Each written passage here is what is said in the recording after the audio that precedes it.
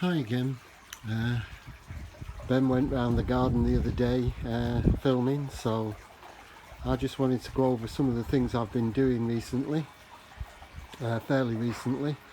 The summer bedding is starting to look quite spectacular at the moment, and things that I've been really pleased with. This is the first year I've done it, but I did this tub of rocket, and so far I think Sue's had at least 15 portions of lettuce off it.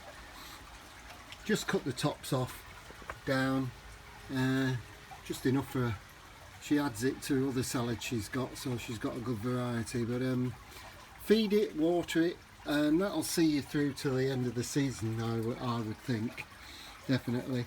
Something else that I've had to do is, if you remember this tub, it used to have a rather large golden conifer in there which was touching the top of the cover.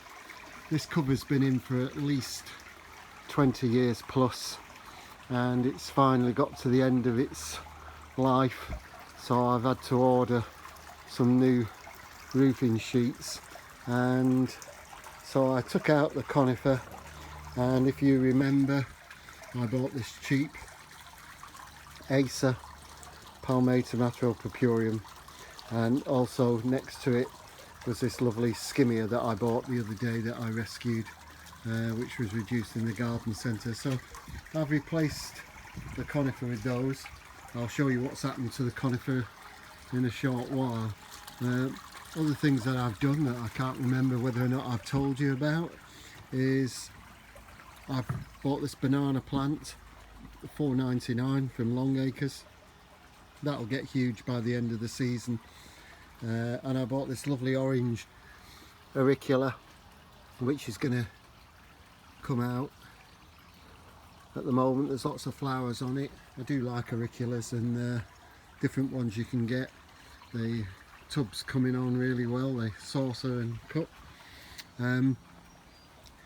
Like any garden, you're going to have problems, and something that happened here at the back of this geranium, these geraniums will fill out so it doesn't really matter, but I had a lovely osteospermum, very similar to this one here, and for some reason I noticed it the other day. The leaves just all suddenly started drooping.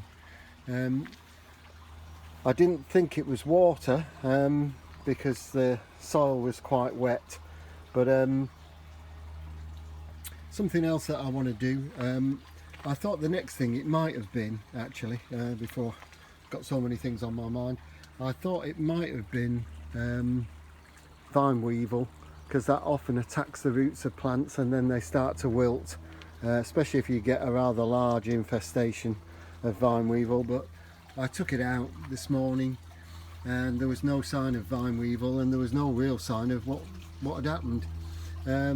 So I don't know what the problem was there. This bed here, it's time, this pot I should say, it's time to take out this old, forgotten the name of it at the moment, but I think I'll replace it. There's an awful lot of dead on it, and it's been in there for quite a few years, so now would be a good time in the next few days or early next week to tip that out and repot it and put a new plant in. There isn't enough growth on there to take cuttings at the moment, but I have been experimenting, as I'm going to show you in a short while, and I'm always encouraged, and I would encourage people to try things. Beautiful geranium, herbaceous perennial geranium. This one's got this beautiful black eye, and these will spread and you can divide them, and they'll even seed in your bed. I think there's 1 or 2 seedlings coming up in the bed at the moment. The roses again have been really spectacular. They've really enjoyed that dry spell. Roses don't like rain on them. They tend to, as you'll see here, the flowers start to, because they're wet, they'll stay together and they won't open up properly. So that won't open any more than it is at the moment. They like the sunshine to really open up. A lot of these are going over, there's more coming, so I've had a really good display off this. So many roses on it. The Brugmansia is not growing as fast as I'd like it to, but the weather's cooled down quite a bit, so that's not surprising, but it will take off if the weather improves slightly. Something that you probably won't remember, but on this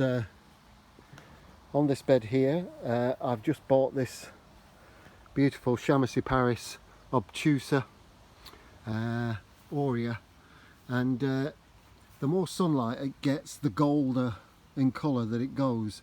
It has this wonderful habit of sort of this contorted where the foliage just sort of twists and turns and stays in that position and grows like that. This is a dwarf conifer, and over the years I've bought lots of dwarf conifers. One I've got particularly in a client's garden that's now 25 feet tall. This one, I guarantee, this obtusa only grows around about 1 or 2 centimeters a year. I've resisted buying one because to get to 3 foot is going to be another 20 years or more. So I'm not sure that I'll be around to see that, but we'll see. Just over here we have the Mellitus, which was this wonderful new to me, although it's been going for a long time. Mellitus had these wonderful orchid type flowers on it, and a friend who watches the blog said to me, can you do me a cutting? Well, I've never tried herbaceous stems before as cuttings, but I have this time, and I'll show you shortly. I was very surprised that it seems to be doing quite well. The borders are starting to fill out. They're all looking reasonably well. The dahlias are starting to take off again. Make sure you go around each day and do some deadheading. There's one there, just take the tops off, it doesn't take much. I like also to take off the petals if they're stuck on the plants, because they'll just rot and then the leaves will rot. This rose has been remarkable, one of the best things I've bought, but again you can see we need to get in there, do a bit more deadheading today, take them off, allow these new fresh buds here to develop, and everything is growing so well. This Sorbaria is starting to flower. The flowers, I'm not overly struck on the flowers, but it just gives another dimension to it. I really like it for the foliage, and what I will do very shortly is cut these back by a foot or so, and that will encourage new little growths, which will then give you this lovely orangey red colour for the new shoots that are coming up. So as soon as it's finished flowering, I'll let it flower, and then I'll cut it back at least a foot all round, and then before the end of the season you'll have some wonderful new shoots on there. The dahlias are all starting to come out. Again, I like to get the different coloured foliage to give contrast in the borders. This is a particularly nice yellow, and I do love the single varieties of dahlia. They're really nice. We've got some more herbaceous coming out. This Campsis isn't flowering yet, but it won't be too long. Can't wait for you to see it, because this particular Campsis grandiflora is quite something. The phlomis is gone over now, most of the yellow flowers, but the bracts and the old seed parts are still look really nice, so I'll leave them on for another 3 or 4 weeks till they start turning brown, and then I'll cut them down and we can enjoy the foliage. Something I really liked last year was this particular begonia. It's a bedding begonia, but it has a tuber on it, and it flowers and flowers and flowers all the summer. That'll be in wonderful growth, and it'll